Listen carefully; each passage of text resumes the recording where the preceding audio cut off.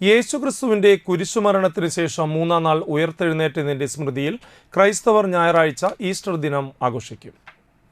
Easter ദിനം വിശ്വാസികൾക്ക് ശാന്തിയും സമാധാനവും ജീവിതത്തിൽ കൈവരിക്കാൻ ഇടയുള്ളതായി തീരട്ടെ എന്ന് വലപ്പാട് സെന്റ് സെബാസ്റ്റ്യൻസ് ഇടവക വികാരി ഫാദർ ജെൻസ് തട്ടിൽ ആശംസിക്കുകയും ചെയ്തു. ആ കുരിശുമരണത്തിന് അപ്പുറം ഉത്ഥാനമുണ്ടെന്ന്, ഒരു പുതുജീവനുണ്ടെന്ന് യേശുവിൻ്റെ ഈ ഉയർപ്പ് തിരുനാൾ നമ്മളെ ഓർമ്മപ്പെടുത്തുകയാണ്.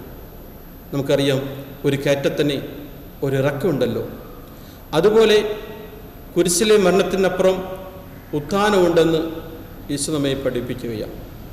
റോമാക്കാർക്ക് ലേഖനം 10-ാം അധ്യായം 9-ാം വാക്യപ്രകാരം പറയുക, ആകയാൽ യേശു കർത്താവാണെന്ന് അധരം കൊണ്ട് ഏറ്റു പറയുകയും ദൈവം അവനെ മരിച്ചവൻ ഉയർപ്പിച്ചുവെന്ന് ഹൃദയത്തിൽ വിശ്വസിക്കുകയും ചെയ്യുന്ന നമ്മൾ രക്ഷ പ്രാപിക്കുമെന്ന്.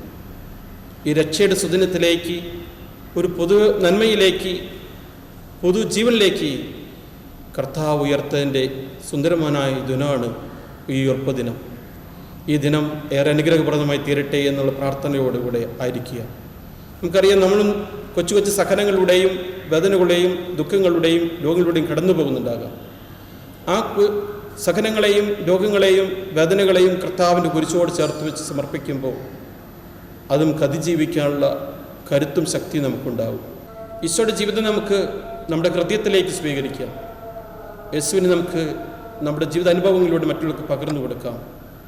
അങ്ങനെ ആ വിശ്വാസത്തിന് കൈത്തിരികൾ പകർന്നു കൊടുക്കുന്നവരായി തീരുവാനും വിശ്വാസത്തിൽ ആഴപ്പെടുവാനും ഈ ഉയർപ്പ് തിരുനാൾ നമുക്ക് ഓരോരുത്തർക്കും കാരണമാകട്ടെ എന്ന് പ്രാർത്ഥിച്ചുകൊണ്ടും ആശംസിച്ചുകൊണ്ടും എല്ലാ ഓർബിറ്റ് ഗ്രാമം പ്രേക്ഷകർക്കും ഈസ്റ്റർ ആശംസകൾ സ്നേഹപൂർവ്വം നേർന്നുകൊള്ളുന്നു.